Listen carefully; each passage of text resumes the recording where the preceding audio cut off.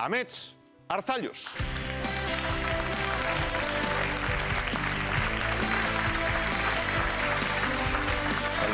Arratsaldeon. Zorionak. Eskerrik asko. Ze moduz? Ongi, nahiko ongi astearte honetan esan igandea ez zaitain urrun gelditzen oraindik atzera begiratuta, baina tira, astelena pasa zen eta asteartea ere badoa. Eta deskantsatu aldu Ametsek edo? Bai. Igandetik astelenera asko ez, baina ja atzotik aurrera bai, gehixuago bai eta gaue normala izan dut, nahiz eta atzoko eguna ere azkenean izaten da kazetari bat eta beste eta astelenean eta ingurukoekin ere egon nahi eta gurasoenean afaldu genuen eta orduan ere pixka luzatu nahi tertulia eta ordua gerresi baten dira aurrera, baina bai. Zer zioten gurasoek? Gauza asko, han egunean bertan ere egon ginen eta igandean bertan ere elkarrekin izan ginen afaltzen eta orduan eman genion astindua igandeko saioari. Eta nola sentitzen da bat, gaur toki guztietan zaude, gaur edabide guztietan zaude, zeure burua nola ikusi duzu edo egin dizkizuten entresaka guzti horien nola ikusi dituzu? Baina ez dut tarte handirik izan neure burua ikusteko eta hortxe hau naiz behira batetik besterakoan gero orantxe sustraiekin saio bat izan du Ziburun Baseaskako kolegioan ikasleen aurrean eta orduan autoko tarte bat hartu dut justu berrian zer esan nuen irakurtzeko eta oraintxe bukatu dut eta besterik ez dut ikusi. Ja, sustrairekin berso saio batean izan zara, eta oso gertzpanago, Endaian Gaztain erre partiketan izango zara, aste honetan bertan, ez? Ez dakit ni baino gehiago dakizula uste dute. Urtero goitura omen duzu eta horregatik ikastolan, ez? Baina behin iaz aitarekin kontua da ama, gure amak Endaiako ikastolan lan egiten du. Eta han iaz orduan aitarekin izan ginen Gaztainak erretzen. Danbolinean hango ikasleentzat, baina ez dakit behin eginda ohitura bihurtzen den edo. Amets ez da asko aldatuko? Hala esan diate. Espero dut ez, nik neuk ez dut sumatzen egia esan.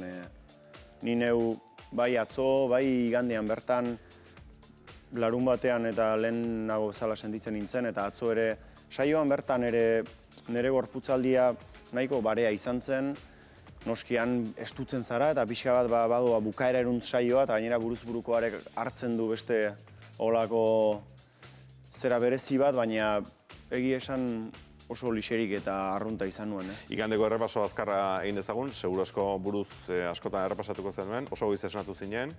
Bai, oso aski goiz esnatu nintzen, 6 aldera esnatu nintzen. Norekin gozaldu zenuen? Gozaldu, Hurbilekoekin gozaldu nuen, baina Zumaian Mendaiatik Barakaldora bidean Zumaia tartean antzegoen eta Jon Maiarekin eta gelditu nintzen goizean gozaldu eta hitz batzuk esan eta pixka bat ganbarari hautsak entzeko eta gero gozaritik irten eta 10:00 edoan egon behar genuen, orduan nahiko azkar pasa ziren lehenengo ordu haiek. Eta ondo hasi zenuen goiza, ondo joan zen dena, bazkaltzera, ez da, gero? Han, lasatu? Bai, ez nuen gogo gehiagirikan eten luze egiteko ni goizean aski ongi aurkitu nintzen eta beldurra nuen gero etena luzatzen baldin bazen, beldurra ez banekien pixka bat gorputzak eta buruak hor stop bat jartzen dutela eta gero berriz abiatu beharra dagoela eta gainera berriz abiatze hori aski zaila izaten da berez, gainera bazkaldu berritan eta oso azkar eta gainera goizean bilatu nuen aldarte hori bersotarako gero berriz bilatzen hasi beharko nuen eta nahiko kostako zitzaidala kontziente nintzen eta orduan eten hori egin genuen eta gero hasi beharra izan zen, baina kosta zitzaidan pixka da arratsaldean arrankatzen. Arratsaldea luze egin zitzaizun? Bai, momentu batzutan gero joan zen aurrera, baina momentu batzutan irudikatzen nuen buruzburukora pasa ezkero bukaera urrun ikusten ari nintzela. Ez dakit, esaten dute maratoia 30. kilometroan hasten dela pixka bat gogorra egiten eta nik ikusi nuen pixka eta sentitu nuen hori 30. kilometroan oinak buruan nahiko astunak izan dituen momentu batean. Finala ikusi duzu? Ikusi dut zatitxo bat, atzo gurasoenean uste dut berriz telebistan ematen ari ziren, ez dakit ze katetan zen zehazki, baina ematen ari ziren eta zatitxo batzuk ikusi nituen eta beste begi belarri batzuekin ikusten da. Zaltzai gabe, ez da. Apustu makinaren aurrean zaude, Maialenen bikotekidea zara. Baina ametxek ez du balio gehiago, 100 euro sakelan beraz txampon frango, nik dena Maialenen alde dut emango, ametxek fallatzea neure esku dago, ametxek fallatzea neure esku dago. Azkenean txapelazuk. Bai.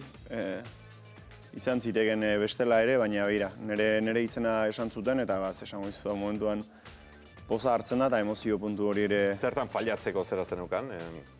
Beldurra edo... Gauza askotan utxegin liteke hain egun luzean, eta hainbeste ariketatan, ez dakitzen bat berso ziren puntua garri denera, baina berso bakoitzak du utxegiteko arriskua, eta berso bakoitzaren puntu bakoitzak zuge bukaera bat pentsatu eta oini batzu buruan hartuta ara abiatzen zara, baina gero ahazteko arriskoa noiz nahi izaten da, hitzetik hitzera ere amildegi bat egoten da, eta improvisazioaren kondizio prekario horietan egun osoan etengabea da. Eta nola eusten zaio emozio hori, tensio hori, zezuk segulago temple erakusten duzu, beti?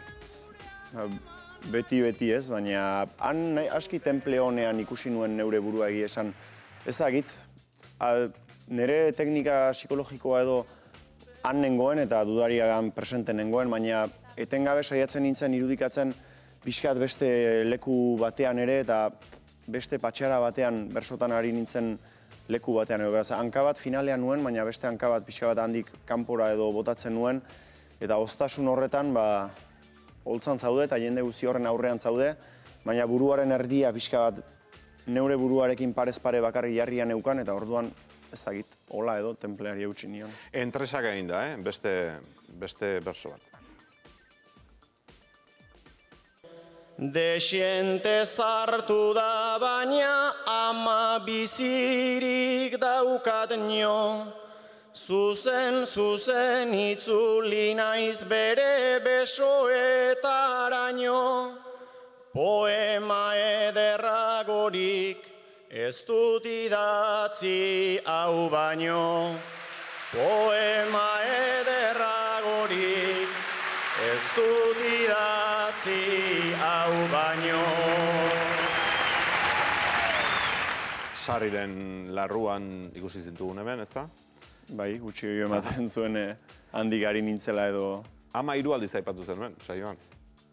Bai, eguna luzea izaten da eta berso asko izaten dira, eta silaba asko daude betetzeko, eta amak 3 aldiz 6 silaba bete zituen behintzat egunean zehar. Ama beti ama, ez?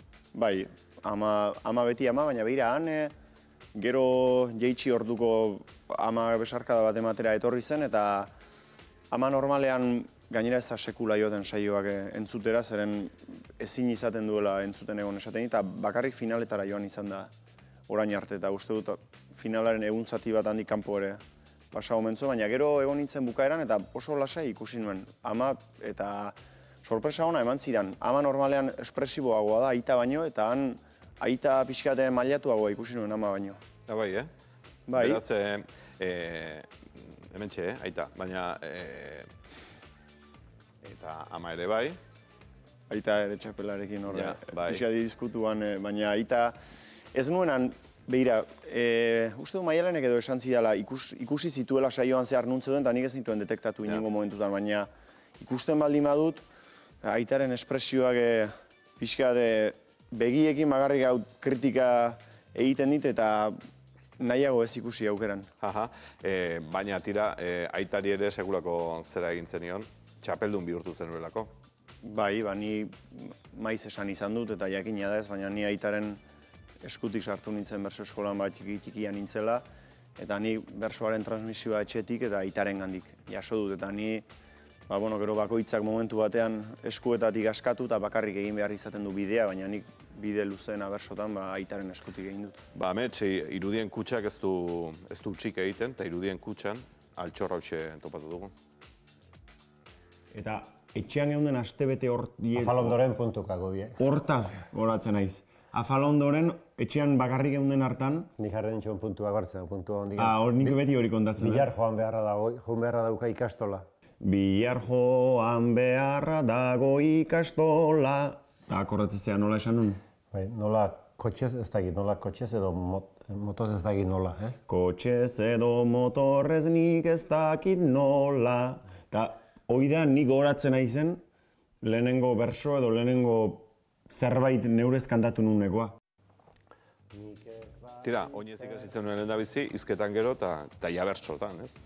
Ba, ez dakit zenbat urte nituen, baina gogoratzen naiz noiz izan zen gutxi gora bera, gu biharre baitu ni bat zarragoa eta bat gazteagoa, eta gazteagoa artean sortzeko zegoen. Eta gura 80ean sortu zen, beraz nik 6 bat urte izango nituen, eta zen egoera aski berezia, gure osaba bat preso zegoen urrun, eta ama arrebarekin bisitara joan zen Tenerifera, eta aste oso aitarekin bakarrik etxean pasan nuen 6 urte nituela. Eta Afalondoren ipuina kontatzeko baino zera gehiago zuen bersotan edo berso zarraketa kantatzeko, eta hola 6 urte nituela edo halako egoera izan zen. Ja, bizikleta baino lehen ikasi zenuen? Bizikletan nahiko mutikotan hasi nintzen da hartu nituen kopetako galantak. Bersotan ere hartuko zenuen, ez? Bagarren bat. Bai, bersotan ere hartu eta oraindik ere hartzeko nago. Eta emateko ere bai, ez?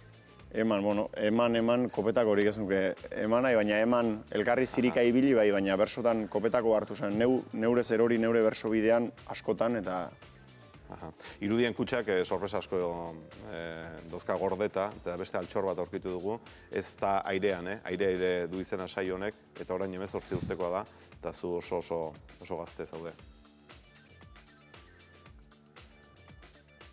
Ez dakit. Txapela lortu nuen eta usteko gogorik ez daukat. Beraz, lehenengo txapela oso gaztetan lortu duzu, ezta? Haunditan errepikatzen bada. Haunditan ez, haundi arte errepikatu egin behar da, zea, amets, haundi arte segi errepikatzen hortxe. Esko arteko txapela, Bai, ez dakitzen bat urte izango nituen, baina orduan txapelaren premi gutxiago nuen, orain baino ez, 10-11 bat urte, edo 12. 12, ematen du bai. Edozein kasutan, tira, segi, eta segi lortu duzu. Bai, orain pixka bat lotxatzen naiz orduko hitz egin, baina mutikotan, begira. Orain ja zu zara txapelduna, zer da, ohorea izateaz gain, ardura ere izango du honek, ez? Arduratxo bat izango da, nik ikusi dut aurrekoek nola eraman duten, bai Andonik eta bai Maialenek, eta txapeldunarekiko ematen du badagoela, eta badagoelako ez, exigentziatxo bat, edo gu plazatan azkenean astebururo elkarrekin eta ibiltzen gara, eta plazaro nahi izaten da norbere maila edo norbere aleon batzuk eta hortxe utzi, eta egia esango dizut, ni azken urteetan joandako leku bakoitzean gogotik alegin du naiz eta bakoitzean egun okerxeagoak izan da ere batzutan neure onena ematen plaza bakoitzean eta alde hortatik, ardura izango da, baina nik neure buruarekiko autoexigentzia balendik banuen eta hori alik eta zorrotzen eusten saiatuko naiz eta datozen plazetan dena den uste dut txapela pixkate lehen esan izan da, txapela Maialen jantzi zuenean belaunaldi baten partere bazen, gu ere pixka bat multzo hortakoa gara eta orduan denon gainean ere badago eta ez da ardura kentzeko modu bat, baizik eta denei rekonozimentu bat emateko modu bat bai, eta denon artean ere eramaten da, baina nik neuri dagokidana eramango dut. Amets, Arzelius, ea pixkanaka eta labur, norden amets esplikatzen dugun batetik. Zuk bersolari izatea hautatu egin duzu. Elean hitza zara, kazetaria zara, beste edozertan lan egintzen ezaken, edo behintzat beste zerbaitetan apustu egin, baina zuk bersolari izatea hautatu duzu. Bai, nik hautatu edo hola esan baditeke esan bersotan jarri dut nire gogoa. Nik kazetaria naiz ikasketaz eta kazetaritza lantxo batzuk ere egin izan ditut eta gustoko badut oso. Baina, erabaki nuen momentu batean nire gogo gehiena edo denbora gehiena bersoari dedikatzea eta ez dakigu noiz arte izango den edo, baina egia esan bersoak asko eman dit niri eta neuge gogoa dut. Honetan segitzeko. Nola definituko zenuke zure bersokera? Esan dezagun Maialenek adibidez filmak egiten dituela. Ez naiz ni berezik irudimen bisualekoa, eta askotan inbidia ematen didate eta saietzen zara ikusten ondokoen gandik, eta ez dakit ni gehiago nator behar bada aitaren gandik jaso, eta beste bersokera tradizionalago baten aritik, baina momentu batean esan dudan, aitak eskutik uzten zaituenean zuk zeure bersokeraren jabe gutxi gora bera edo bazara, eta nik dakardan tradizioaren ari horri eutsi nahiko nioke, baina beste aritxo batzuk lagunek eta trazatzen dituzten bideak nahiko nituzke hartu eta pixka bat hori dena txertatu. Serioa? Bai, aurpegik eraz nahiko serioa saltzen naiz olako momentuetan, eta serioa ez dakit, baina egia da behar bada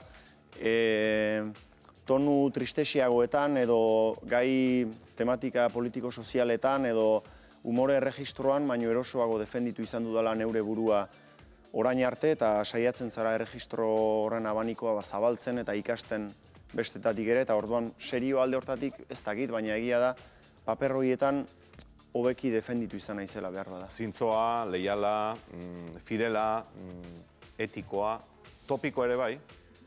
Izan liteke, pixka bat bai, izan liteke. Pixka bat eta saiatzen zara horren kontra egiten zeure baitan, eta nik sentitzen dut, begira adibidez, neure aleginak eta bi egin behar ditut batzutan etortzen den gai edo egoera bakoitzaren aurrean behar bada lehenengo kolpetik datorkidan arrazoi hori eta entzulegoaren gogotik gertuxiago egon litekena moldatzeko, eta nik ere neure buruaren kontra egiteko pixka bat, eta orduan, begira, lehengo finalean adibidez, ni goizean sentitu nintzen neure berso aleginaren jabeago arratsaldean baino, arratsaldean ja esan dut maratoi psikologiko hortan hasi nintzen ahultzen, eta ahuldade hortan behar bada topikoetara erortzeko arrisku gehiago izaten da, eta sentitu nuen hori nire estarriko galbae hortan ariak etzeudela goizean bezin tinko eta gutxiago kontrolatzen nuela nire bersoa, eta orduan momentuak eskatzen zuen era gehiago makurtzen ari nintzela. Labur, Amets, hotza zara? Tipo hotza zara? Kanpo agerpenez nahiko hotza naiz bai, baina barrura ere malkoak isurtzen dira. Eta zerk sumitzen zaitu, edo ez duzu sekula templea galtzen? Bai, sumindu izan naiz, eta templea ez askotan. Baina templea galdu izan dut, eta gai batzuk bereziki minbera baldin bazaizkit, eta norbait ikusten baldin badut ez dakit inguruko min egiteko moduan hitz egiten eta laguna edo gertuko baldin bada hori, bai, ateratzen zaite odola heltzetik. Edabide frantsesek harretarik eskaini dizute? Zertxo baite eskaintzen dute, hemengoen aldean egia esan askoz ere gutxiago baita edabideen abaniko askoz ezagit txikiagoa da, adibidez prentsa idatzian Sudoestek erabat dominatzen du, eta Sudoesten egin diate elkarrizketa, eta ez dut arterik izan irakurtzeko oraindik, baina ohikoa baino gehiago egin diote, eta han oraindik irabazteko lur asko dauzkagu. Iparraldeko bersogintzari eta honek lagunduko dio, ez? Eta euskalgintzari, iparraldean... Bai, lagunduko dio zertxo bai, eta badago beharra, eta nik presnago laguntzen dio nenean, horri xurtzeko energia hori. Amets, sustraitatik ametsetara? Bueno, hori gubion artean sortu dago gure bi izenak badirudi iparraldeko bersogintzan dabiltzan hon izenak nahiko ama poetikoa izan zutela, eta beste bat odei ere bada, eta hor gabiltza denak izen horien airean. Amets gaiztori balda? Bai, badira amets gaiztuak, eta askotan eguneroko errealitateak erakusten ditu. Eta amets gaiztorik? Amets gaiztotzen da, batzutan gaiztotze hori bihurriaren zentzuan esaten baldin bada, eta ez zentzu malizi txarraren zentzuan gustoko dut bihurkerietan ibiltzea, eta naiz eta tabladuan eta jendaurrean askotan oztasun horrek eta aurpegi serio horrek dominatzen hauen, normalean nire inguruan bihurrira eroriagoa naiz. Futboletik ze ekarriko zenuke, berso mundura? Bueno, ekarri behar ez diren gauza asko dauzka futbolak bersoen mundura, eta ekarri behar direnak ez dakit. Zenbat diren, ni neu futbola, ni neu herriko talde batean hasia naiz, eta hor segitzen du gainera lagun arte batean klubean, Hendaiako klubean jokatzen, eta gauza asko erakutsi niri futbolak. Niri futbolak erakutsi, eta adibidez, talde kirolari buruz pentsatu izan dut, hezkuntzarako balore humano asko erakutsi dizkin niri futbolak eta aldagelak, baina beti aurkari baten kontrako jokoa da, eta bersoarena oso desberdina da, baina futbolak niri momentu honetan arnasa ematen dit, Hendaiak inguru frantses nagusiagoa du, eta lagun arte frantses bat ere bada, eta egia esan ateratzeko bersoen mundutik, eta gero eguneroko kezka hauen mundutik, arnasa handia ematen di futbola niri. Kazetari lana ere egin izan duzu, elkarrizketa asko ere bai, argian, Evo Morales daukagu gogoan, Emanu Txao, Ametsi ze galdetuko zenioke? Ametsi momentu honetan galdetuko nioke ordu laurdentxo bat edo galdera horri erantzuteko eta prestatzeko galdera hon bat. Tira, ez da ezki esana. Beste norbaiten barruan sartu eta kilimak eragitea da txapelik onena. Bai, esan nahi nuena zen nolabait bersoa guk barrutik ateratzen da eta bersoa kanporatzen da, eta berso horrek finala da horren irudi edo emozio bat edo zirrara bat sortzen du batzutan. Batzutan bersoa sarkorra da, eta sarkorra denean bersoa, bestearen barruan bere bidetxoa egingo du, eta neure ahalegina hori da. Ez bakarrik komentzimentuaren aldera baita, bestearen iritziak tolestu behar baldin baditu ere, ez dakit lehengoan adibez, emagun goizean kartzelan izan nuen torturatzailearen paperetik kantatzeko aukera edo autua neuk egin nuen, eta horrek batzuren baitan egingo balu olako azkure pixka bat sortuko balu edo, ni poztuko nintzateke. Baduzu zerbait gai librean orain esateko? Urrengo 4 urte hauetarako eta... Egi esan nire egutegi mentala oso aurtengo egutegia nahita ez, naizta jakin relatibizatu txapelketaren kontua guztia eta berdin segitzen duela bizitzak norbere buruak engainatzen du pixkat, nire buruko egutegia pixkat abenduaren 15 hortan bukatzen zen, eta orain jarri beharko dut berria eta hasi beharko dut horriak betetzen eta ikusi pixkat. Nahi dudana da, batez ere nahi dudana da, natorren bidean segitu, baina txapelaren edo txapelketaren olatu honek pixkat hartzen zaitu egunotan eta izango da momentu bat baretzera egingo duena itsasoak eta neure buruarekin bakarrik aurrez aurre egongo naizena eta neure erronka eta gogo eta irrika guztia da egun hortan berriz ere bersotako gogo berdina sentitzea. Parte hartu duzuen guztioi, baina batez ere zuri, eskerrik asko, hainbeste jenderengan kilimak eragitegatik. Eskerrik asko zuei. Aletxartalde.